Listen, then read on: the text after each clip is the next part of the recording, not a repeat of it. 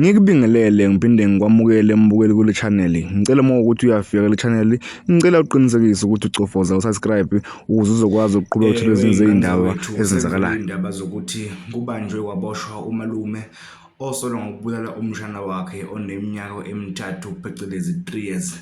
Kuthiwa lo malume usolwa ngokubulala umshana wakhe ngemuva kokuba lengane ibinonina ethaveni. Wasefika umalume wakhe wayithatha ingane wahamba nayo ngoba umama wayo ubesendaweni yokucima ukoma. Kuvele-ke indaba zokuthi uthe uma efika ekhaya wafica umalume eseyedwa ingane ingasekho. Nokuthe mayembuza unina umalume waveza ukuthi akayazi. Kubikwa ukuthi lengane ize yatholakala ngakusasa isibulewe maqede yacuywa izici zomzimba. Kanti-ke kuvela indaba zokuthi umalume uboshiwe ngalesi sigameko.